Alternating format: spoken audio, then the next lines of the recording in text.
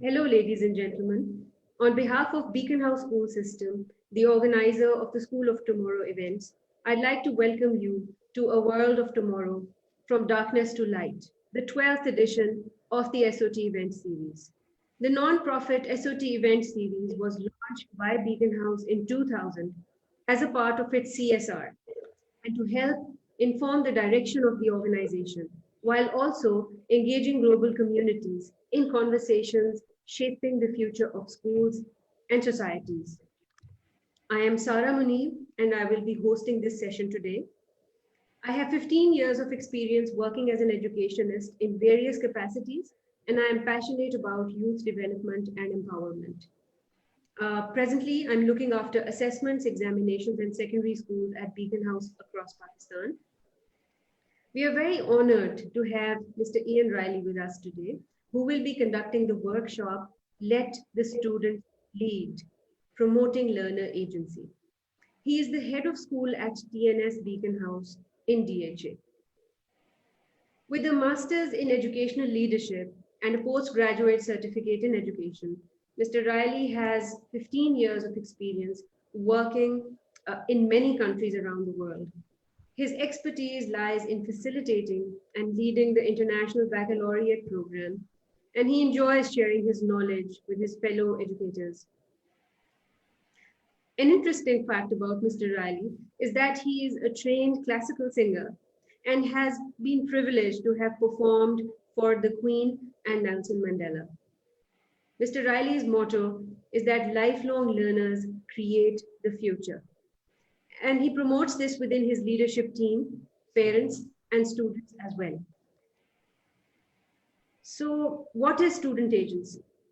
Student agency refers to learning through activities that are meaningful and relevant to the learners and are driven by their interests. It stresses the deliberate provision of autonomy for students, thus developing leadership, which helps students make independent and informed decisions for their own success. Critical thinking, leading, questioning, teamwork, problem solving. In the 21st century learning environment, these are no longer buzzwords. The need for student agency cannot be emphasized enough. It has to be an integral part of teaching and learning processes, debunking the long-held myths surrounding education. Why is it important to promote student agency? What are the different stages of student agency and how do we develop student agencies in our schools? Let's proceed further to find out. I'd like to encourage you, the viewers, to post your questions about the session at any time during the workshop. You can use the Ask a Question feature on the SOT website, or you can simply comment on the social media platform that you are using, and we will address them towards the end of the workshop. Before I hand over to Mr. Riley, let's watch a video clip showing our beautiful TNS DHA campus. This video was made by our students. What a wonderful way to show student agency.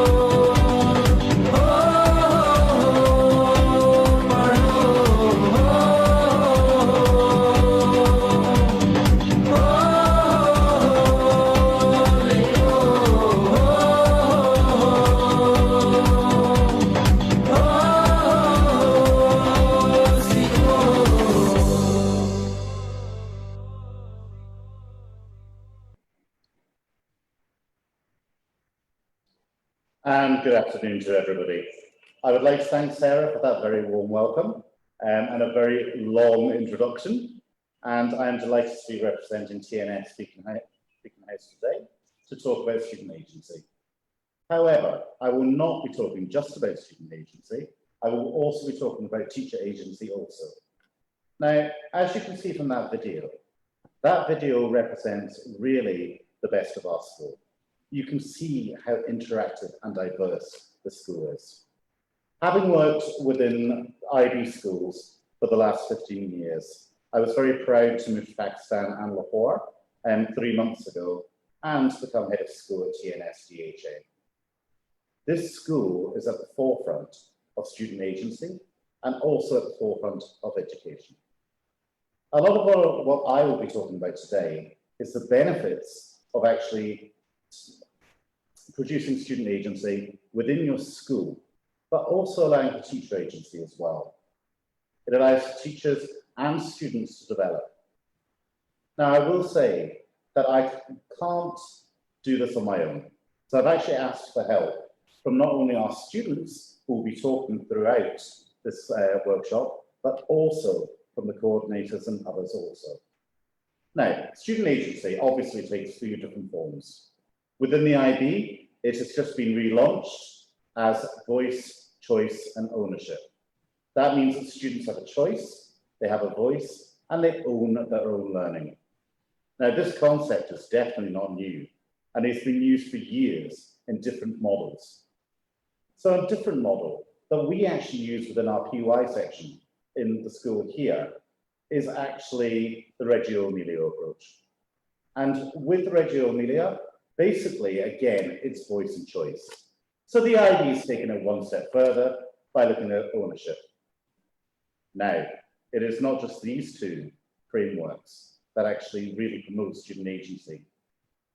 In the UK, you have 2 different curriculums. You have the curriculum for England and Wales, and also the curriculum for excellence, which comes from my home country of Scotland. Both of them promote student agency also. The Australian national curriculum and the New Zealand curriculum have also been at the forefront of student agency for many, many years. I will be going into more detail about student agency, but first of all, I would like you to listen to my very, very talented management team here.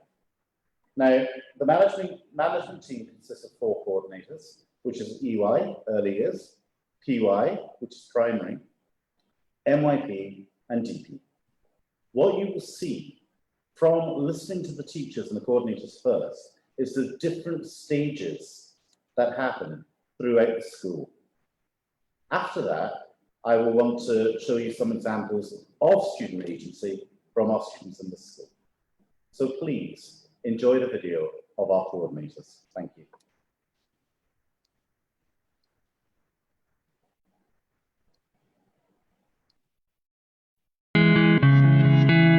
Assalamualaikum. My name is Amna Osman. I'm the earliest coordinator at TNS Beacon House, Learners Agency, powered to act student engagement. At TNS, we strongly believe in Learners Agency, which refers to learning of a student, their drive and their interest. In early years, it is facilitated through structured and unstructured play and setting provocations to cause their interest. Thank you. Students in the primary years are constantly engaged in learning and the different stages of learning. Learning activities are designed particularly to keep in mind student needs and student age appropriateness. And because we practice PBL in TNS, it gives the students a really good and a very natural opportunity to connect on their learning across disciplines and then within the real life and make real life links.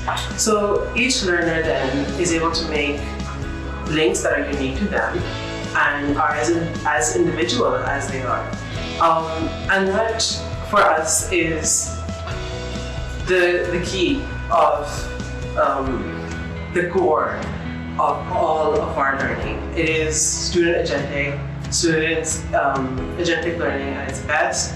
It gives the students a sense of goal, the journey, the achievement, They get to reflect, they get to revise and reflect and refine their work constantly. And it is all student autonomous. It's their decision and they get to decide on what interests them and how they want to change things around.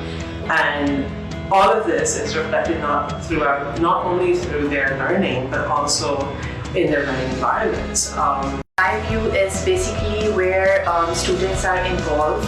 It's self-initiated, inquiry-based, and they take charge of, or they take responsibility of their own learning. Typically, if you want to put it in 2 words, it can be, as the student agency is about their voice and choice.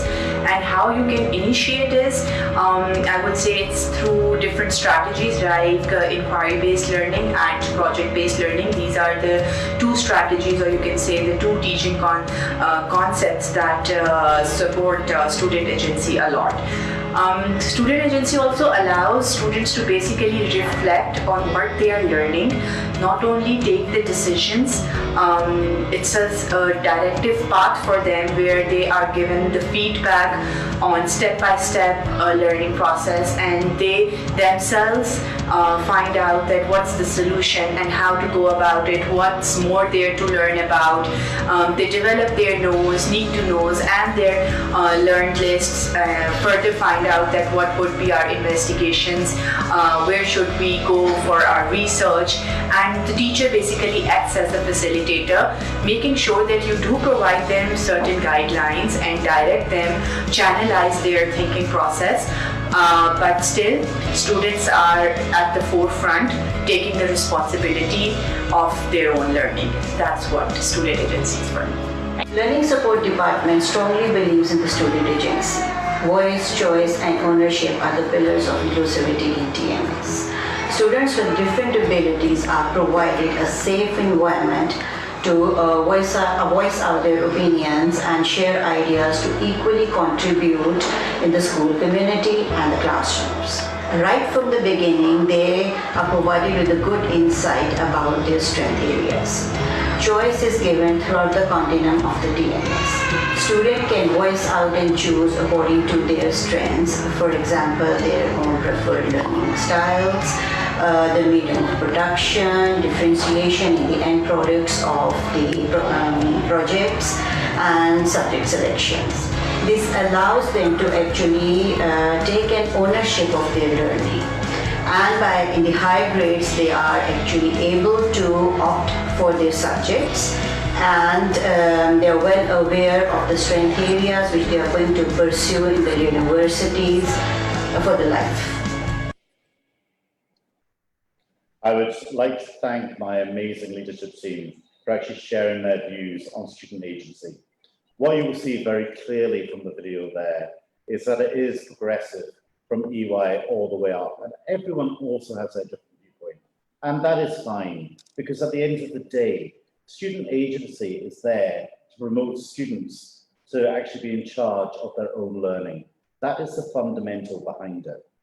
Now, sadly, I'm getting old, and I come from a national curriculum. It was a 5 to 14 in Scotland. And most of you online come from a national curriculum. I know that we have many IB PAC members on here from Pakistan who studied the British and also the Pakistan national curriculum. We also have members on here from my old education group in China who studied the Chinese national curriculum. These national curriculums are designed in such a way that it's the old-fashioned way of chalk and talk. It's telling students what they need to know. It's passing on knowledge. I asked a group of parents, both in China and in Pakistan only last week, of what they remembered from their schooling. Now, remember, this is kindergarten all the way up to high school. Now, this was a group, and as consensus, the group came out and actually said the only thing they remembered from school was their times tables. That is not student empowerment. By engaging students in authentic and real life situations and projects, they will get involved in their own projects and they will remember things. An example of this would be the Grade 5 exhibition for the PYP. For this, the students actually create or determine what their issue they want to look into. From that, they actually plan everything from the start. So the central ideas, lines of inquiry, the research, everything, and they put it together. On the final day of exhibition, they present this not only to their parents, not only to the whole school group, but also to other schools around the world. And this year, doing the IB exhibition virtually has, of course, expanded horizons. This will be the same thing with MYP, with a personal project. Now, next week, we will be very privileged at TNS to actually be having our personal projects. This will be live streamed also onto different platforms, so people can actually watch our personal project and see student agency in action. As a theorist, as an educationalist, I can talk about student agency for hours on end. However, I can summarize it also. Our role used to be to stand at the front of the classroom and pass on information. That is so old. Now we are facilitators. Students lead their own learning. As Sarah said at the beginning of this workshop, I also work for the IB. I'm a member of IBM. I have just finished delivering 2 workshops virtually, one being the role of the IB coordinator, and secondly, Building for the Future, which actually talks about student agency. I was a facilitator on there because I would do a lot online, but let the students lead it because it's in their context. I was speaking to a teacher yesterday about the progression of English, and she was concerned that we don't actually follow or read the classics. And I said to her, nobody reads Enid Blyton anymore. Things have changed. You need to keep up with the students. So within my old school, when I was grade 5 teacher a long time ago, I actually read the same books as the students because that empowered the students. That actually made them trust me. Once you actually gain the trust of students, then they will actually really start working for you, but working as a team. Collaboration is one of the key things also behind student agency.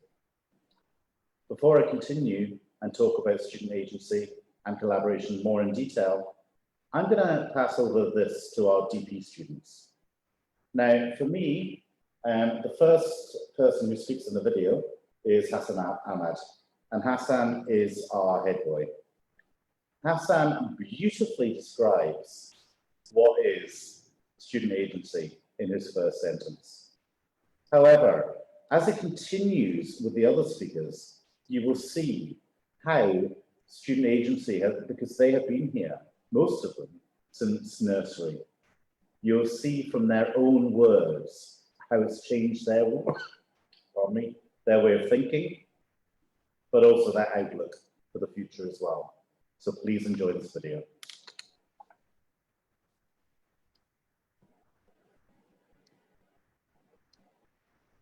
Ahmed, the head boy of TNS. Traditional education systems possess a certain rigidity in their curriculum that doesn't allow students to be engaged with what they're learning in the classroom and forces them to not reflect on what they're learning. This stops them not only from achieving their academic potential, but from gaining the experience and the skills that they need to occupy the leadership positions that they'll occupy in their careers. I'm Jahan and I'm the head girl of TNS. At TNS, we believe that the solution to this problem is student agency. Student agency is encouraged through all of our activities here at TNS, as our students are encouraged to take initiatives beyond the classroom. So learning through service is an integral part of our curriculum here, as our students are encouraged to take community service initiatives throughout MYP and in DP as well.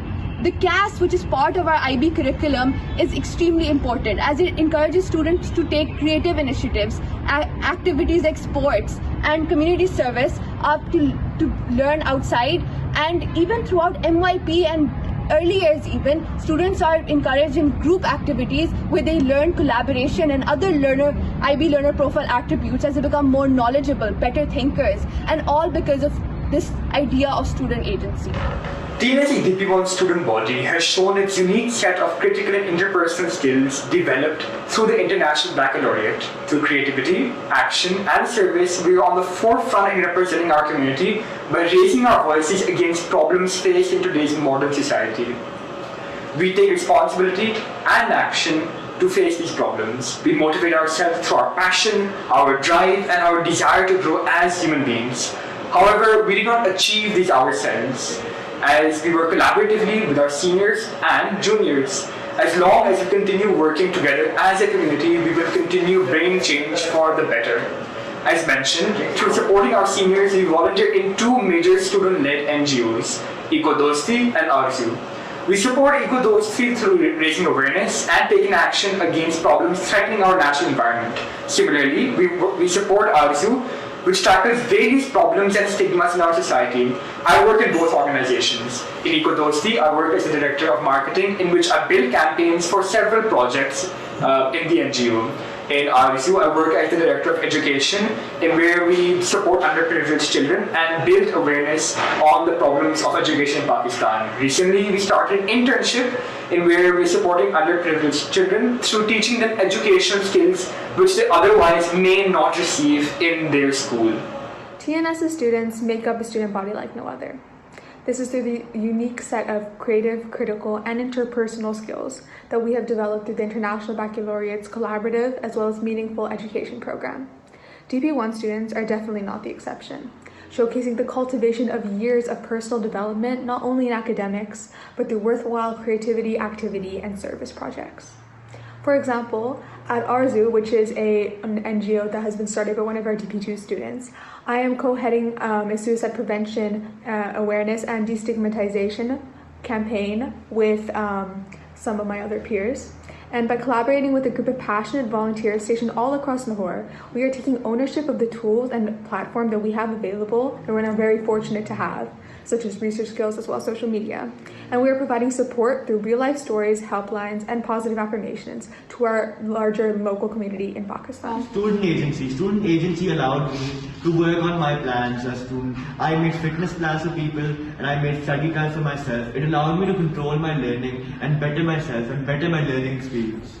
We believe that student agency is taking initiative both inside and outside the classroom and controlling the work that you get done, as well as making your own independent decisions in order to change your life. I would like to thank our Student Executive Council for being very, very courageous and actually stating their own viewpoints on student agency. The last two people in the video just broke in because they wanted to be famous. They're actually not part of the Student Council, but that's okay.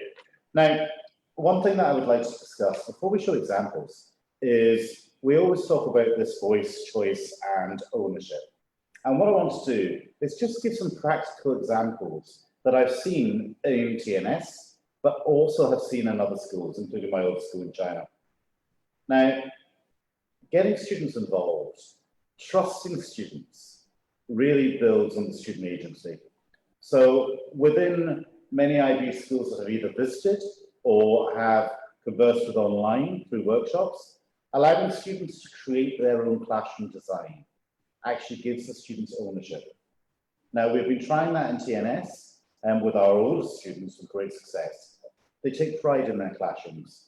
They want to be in their classrooms. They want to promote their own learning.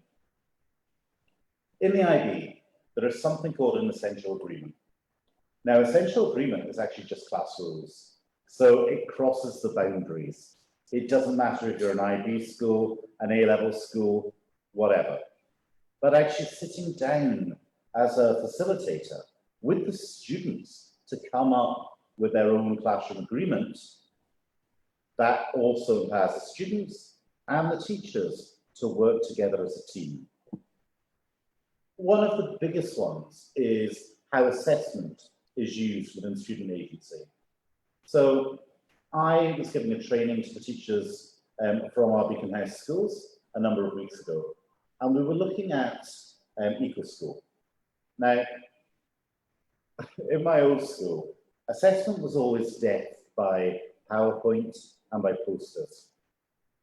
And teachers only taught by PowerPoint and posters. So I banned them. Because one thing, we are a school for the 21st century. And technology has become integral in our daily lives. Students understand technology better than our ICT teachers do. We talked about learning styles before. Learning styles with the new research no longer exists. Okay? So there's a lot of controversy behind that as well. So what we do with assessments is we open it up. So if you want to have a project based on, say, children's rights, and you want to have the students actually present 2 of the clauses of the UN Convention on the Rights of the Child, you need to give them a choice of how. And it doesn't matter, because if you give them the success criteria at the beginning, and they can present it any way they want, then they can actually use the skills that they have already. So why not allow them, you know, for the more vocal community, I can't say it, people to actually, you know, come up with a debate. No issue with this. Animation, stock animation, fantastic. Dance, music, poetry, the options are endless. And then it goes to the strength of the child. Now, as you'll see in the video previously, Jahan talked about skills. Skills are one of the most important things that students need to learn. So we have communication skills, we have thinking skills, we have research skills, and the list continues. And it gets broken down. Now, of course, the guru for, as we call them, ATLs, approaches to learning, is Lance King. Now, many of the people at Beacon House were very fortunate to have listened to Lance King only a few months back. Skills, if they are put into place from an early age, you will see the child develop very, very quickly.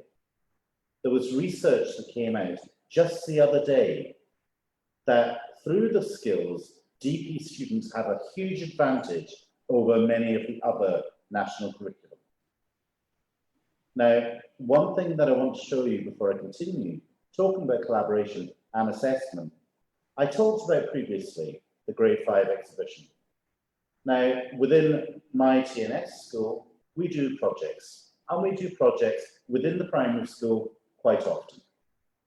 And that culminates again in an assessment where children can show their knowledge and learning in any way they see fit.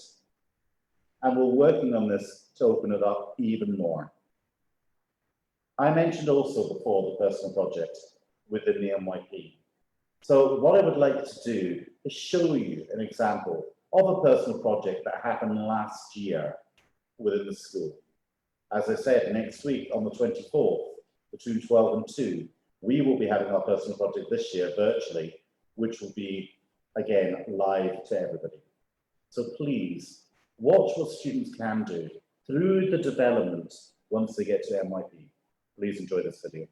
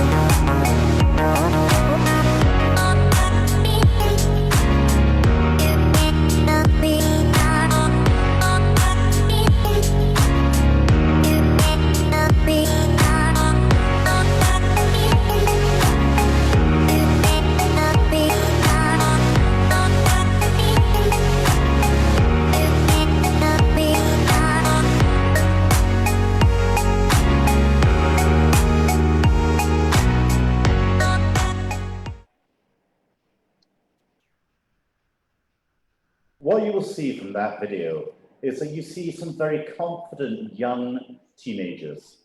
They're only 14, 15, and already they're standing there in front of their peers, in front of their parents, in front of other schools presenting. Now, again, this is a process where the student has chosen the issue that they want to present on. They have done the research on their own. They are only given a supervisor or a mentor, if you like, that only gives them some feedback. So they are empowered to look after this whole project from start to finish.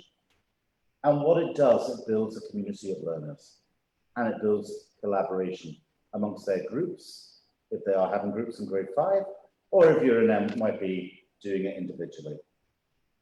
You will see from just watching that video that the skills required to actually produce such excellent work and to be able to be so confident in front of parents is significant. You will have seen from your time at school that actually children were not as confident as they are today. Now, yes, there is more technology out there, but I would actually say it's not technology, it's the way that now we have changed our way of teaching. I remember from school, as I say, also the times tables. I remember singing ABC in nursery school and a child vomiting next to me on the floor. I don't actually remember very much about the middle and high school, apart from learning how to sing, loving history, that's it. Speaking to my former DP students and students from previous years, they remember fondly their primary school. They remember fondly their middle and high school because it wasn't chalk and talk from the teacher. It was giving empowerment to the students. Voice and choice and ownership is a very powerful thing. I'm going to show you one more video now, which is from our primary department. Now, I'm very proud of this child because you'll see how verbal and how vocal they are and passionate about the project that they did last year. What it also does, it reminds you, or it shows you that children, by being taught in a different way, by focusing on the child as number one, rather than the knowledge, they're actually remembering things. And it can't be said, really, with a normal national curriculum. And again, with the use of the skills, with the teacher being a facilitator, it actually really enhances this teaching and learning. I also mentioned trust previously. It is vital for the teacher to actually build up trust with the student for things to work and progress within the classroom and the school as a whole. You might say this is obvious. However, how many teachers actually work on this skill? From a management point of view, it's important for me to install trust in my teachers and my leadership team so we can also work collaboratively to promote agency within the school. One thing that I did when I arrived here, I promoted teacher agency, which means that all teachers have a voice in the school. They all have ownership of what they do within the school. This is not a dictatorship. You will remember in the old days when the principals or the headmasters were feared in the school. It shouldn't be like that. We are a team. I was a teacher once, I still am. We all keep learning. As Sarah rightly said, lifelong learning creates a future. This is something very, very dear to my heart. Let's watch the primary school student talk about one of the projects that they did.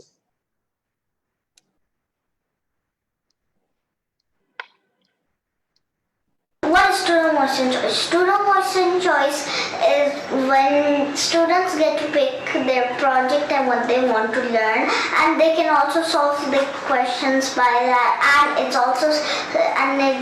takes them to a new level of learning something new. And I think it also teaches me something new. Okay, nice and short and to the point. And You know what I always say is, when I ask the children to come up with a big idea based on, say, children's rights or anything, or if you ask them what is student agency, they can actually always answer it better than the teachers. This is why we need to actually trust students. One of the big things that also comes into play is you never answer a student's question. You keep asking them questions. Students know a lot more than we actually think. And by keep questioning them, they will keep thinking and expanding their horizons. And that is a huge benefit by being a facilitator rather than talk and talk. Now, I know that some of you here will be thinking, yes, we agree with student agency, but schools are going to run wild. How are the students going to learn the core knowledge?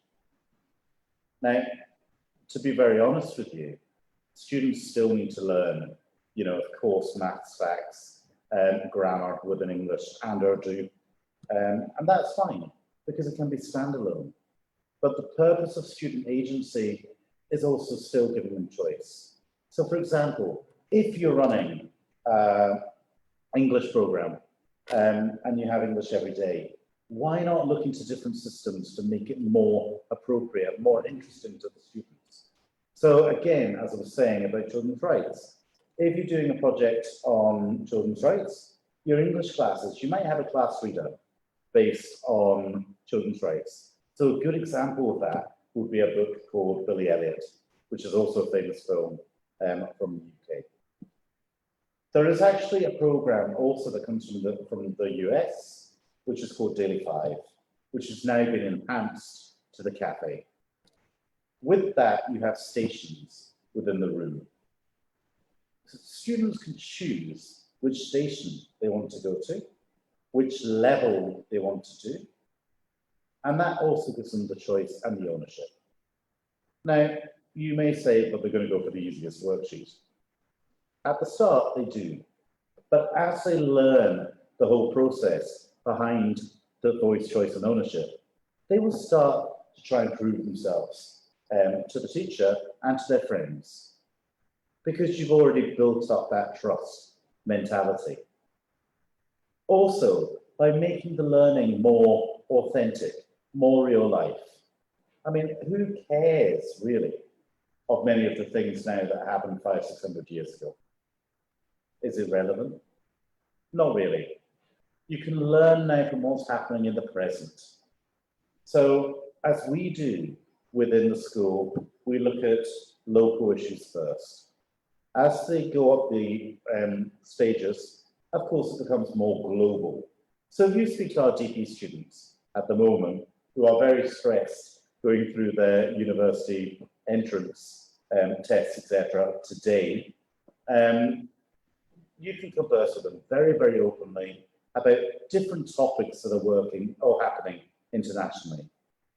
Now, I remember when I was teaching in Scotland, actually having a conversation with our middle school and high school students, and they couldn't do that. They hadn't built up the confidence to talk to different parties. And this is a huge thing by allowing them to take control of their own learning.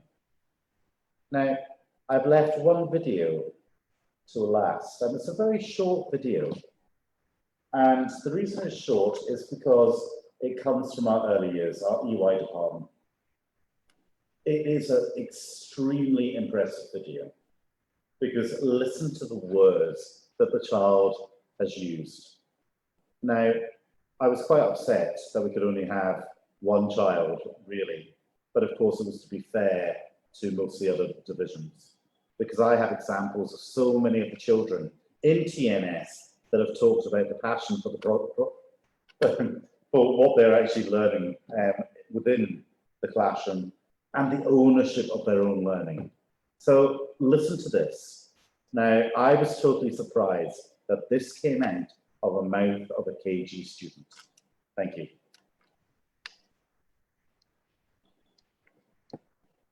My name is Omer. Last year we did a project called Tinipreneurs. We learned about how to earn money at 6 years old. We learned about evolution of currencies, doing people's work and being your own boss is different from each other. Me and my business partner Ryan made scented candles in the science lab to sell them at the TNS fair. Doing science experiments and I love to be an entrepreneur. Now, when I showed this video to Sarah, Sarah, can you put your camera on for 1 second? You can see that, you know, Sarah has a big smile on her face. Sarah watched it for the first time this morning. And Sarah, can I ask you what you thought of that video when you saw it first? I'll be honest, I could so totally relate, and it took me back to, you know, the little projects that my own daughter, keeps on doing off and on. My own daughter is about 7 years old, and I could so totally relate. And I, for once, realized how important it is for her to take the lead and for her to imagine what she would like to do and for her to take the lead. It was just so important in that moment when I saw this child speaking about what he loved to do with such confidence that I absolutely realized that this is exactly how it should be. Thank you, Sarah. And I totally agree with you. I shared this with different family members as well last night, because we only filmed this yesterday. And, you know, to actually listen to a kindergarten child who's, 5 years old, talk about, you know, being his business partner, talking about science experiments. Now, what that does, it shows you that he understands the real life contexts. He understands authentic learning. He understands that everybody has a role within society and within the school. And that was actually the point because this was actually a project that was done this year. And that was actually the point behind it, that students actually do understand that everyone in society has a role. And then they built it from there. So everything to do with the business partner, everything to do with science experiments did not come from us. And that hand up to that. They actually decided to work collaboratively as a group. The teacher helped them with a few aspects, but the great thing about this was the parents also worked. When I talk about community of learners, I mean parents, I mean students, and I mean teachers working together in partnership, equal partnership, because it helps promote learning for all parties. I work in education, Sarah works in education. I learn from these students every day. And it's the students now who are actually imparting so much knowledge to us that we have different knowledge to them. We come from a different time. Now, I'm not saying Sarah's old, because Sarah might kill me, but, you know, we are looking at the students for tomorrow. So when you are looking at voice choice and ownership, it is looking at the child at the center. It is saying the child is in charge of their own learning. If you look at TNS, DHA, I'm very proud of what they have achieved here. Even though I was delayed in China for many months and couldn't get into Pakistan due to COVID-19, I was getting all the information from the school on a daily basis and actually seeing what the children were doing within the EY and PY section with their projects and the MYP and DP sections was highly, highly motivational for me. Because what I could see in the school and what you have seen from the videos is that our students have become just incredible individuals, wonderful communicators, wonderful researchers, wonderful thinkers. And they are in charge of their own destiny and their own learning. You may be aware that TNS DHA has had the strongest MYP results in Asia Pacific for the last 3 years, and with top 1% in the world for our MYP results. And I pride that on the fact that this is not me. This is my coordinators. This is the students. This is the parents who have really taken on board the benefits behind student agency. The benefits of giving a student a voice, giving them choice in different ways, and actually also giving them ownership. Now, I know, as I said before, within our British school system, it was called student empowerment. It's the same thing. But making it a collaborative approach, making it a trust approach, all this research has been done by different bodies. One of the most up-to-date researches for this actually comes from the Harvard X program in America. Now, Harvard X has been partnering with the IB for many years, but of course they do many separate sessions as well. What I would ask for many of you to do is actually look at the trust research from Harvard X, because everything is interconnected, everything that we do. So also our learning is interconnected. So students don't learn subjects independently, really, unless you're doing, say, the times tables. They learn them together. So within the PYP, that's called transdisciplinary. Within the MYP and DP, it's called interdisciplinary. Within the British system, it's called cross-curricular, but it's all the same thing. Okay? Now, if you are studying any topic, you can relate many of these subjects together, and it makes it more authentic, more real life for the students as well. And they will understand this. One of the students came to me the other day, and this had nothing to do with the conference. And they said, Mr. Riley, the pollution is terrible in Lahore. And I agreed with them. So I said, well, what are you going to do about it? Because it's not for me to solve. What am I going to do? Go out with a vacuum cleaner and start and hope for the best? No. This child was actually one of our MYP students. And again, a very, very vocal student. So he's actually written a letter to the Education Minister, Laura Draz, to actually complain about the pollution and how that's going to have an effect on his education due to the closure of schools due to smog in Pakistan. Fantastic.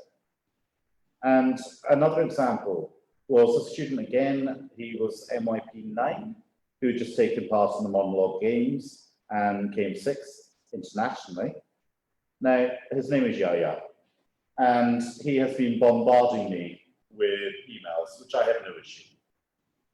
And so I said, right, Yahya, stop emailing me. Come to my office and we'll have a chat. And I said to him, right, Yahya, you have a really interesting history. What do you want to do? What do you want to do? Not what your parents want you to do, because parents always want you to be a doctor. They don't want you to be a teacher. So sorry, Mum, I failed in my life. But they, you know, he said, well, I want to be an actor. And I said, well, good on you. What are you going to do? He said, well, I presented, I've been an actor in many different films and adverts in Pakistan and also in the UK and America. He goes to camps internationally, fantastic.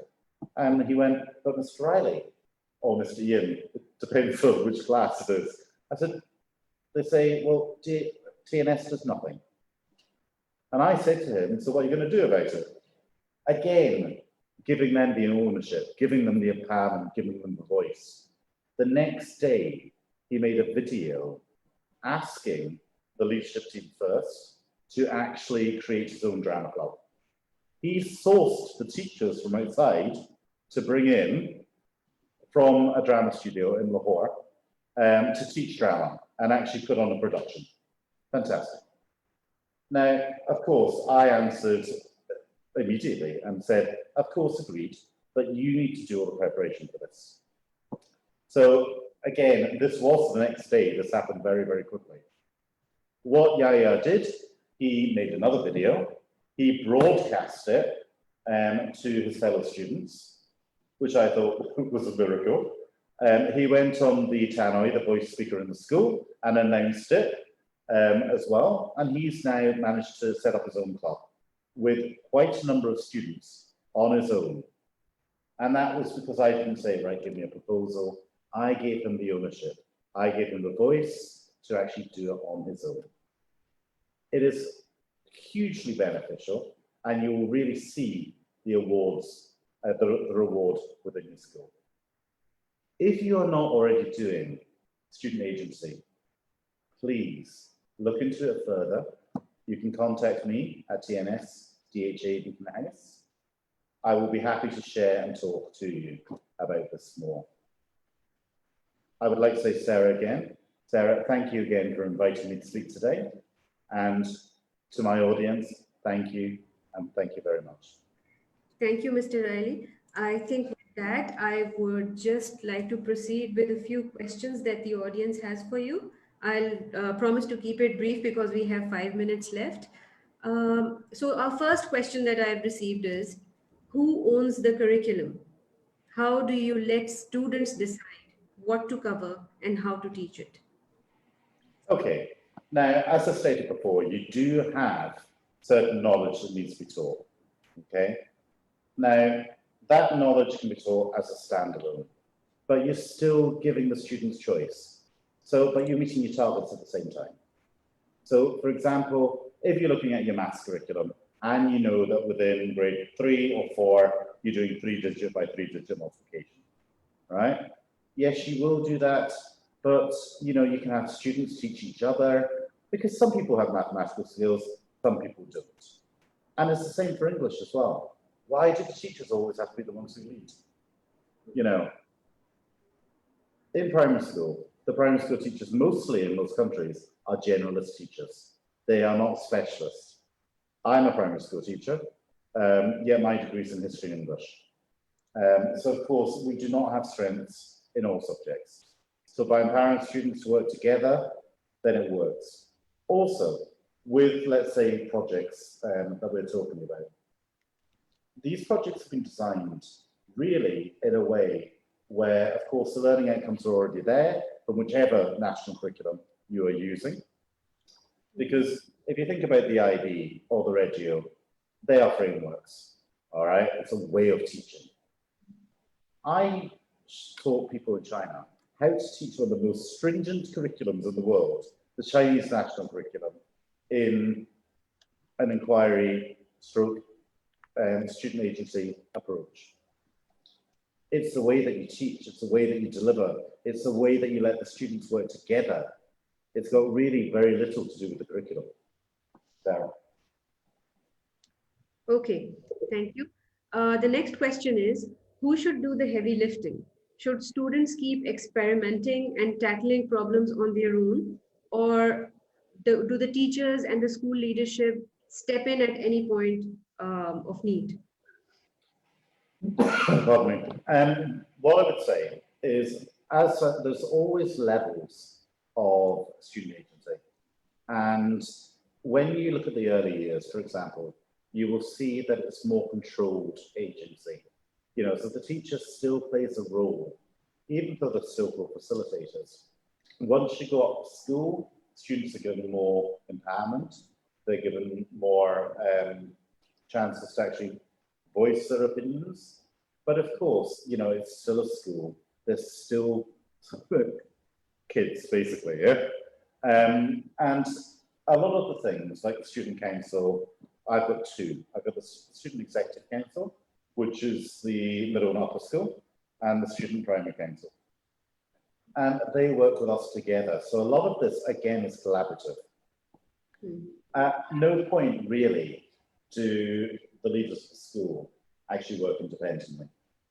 It's either collaboratively with the students or collaboratively as a team, and it's progressive. There you go. Thank you. I do have one last question. I would like to ask it very, very quickly because it's close to my heart as well. How do you encourage students with special education needs to take control of their own learning? All right. And again, Sarah, that is a really good one for me, really close to my heart, because the big thing about being an IB school or a Reggio school is inclusion. And inclusive education is a huge thing. Now, one thing that, you know, educators also have to remember, and this is where the voice, choice and ownership comes in. is differentiation. You know, that we need to make sure that they have the support, they have the differentiation required, and they have the voice to be able to achieve. We have quite a large learning support department because we changed the name from special educational needs to learning support because that's a better term for what really fits, you know, student agency and empowerment within the school and inclusive education. Thank you, Mr. Riley. This has been a very highly engaging and enlightening session, which has opened several avenues for exploration for all of us. On behalf of Beacon House, I would like to thank you so much for sharing your profound thoughts and insights and telling us more about student agency and what student-led learning means. I'd also like to extend a very special thank you to our esteemed audience who have tuned in from all over the world for their interest and participation in this workshop. Last but not the least, I'd like to thank our lead sponsor, UBL. Without the support of our corporate sponsors, this conference would not have been possible. The SOT conference will continue till the 22nd of November, so stay tuned and do join other insightful sessions. Before you log out of this one, please take a minute to share your invaluable feedback about the session on our website, which will help us improve our future events and sessions. It will just take a click of a button on your screen. Thank you very much for your time. Until next time. Thank you, everybody. Thank you. Bye-bye.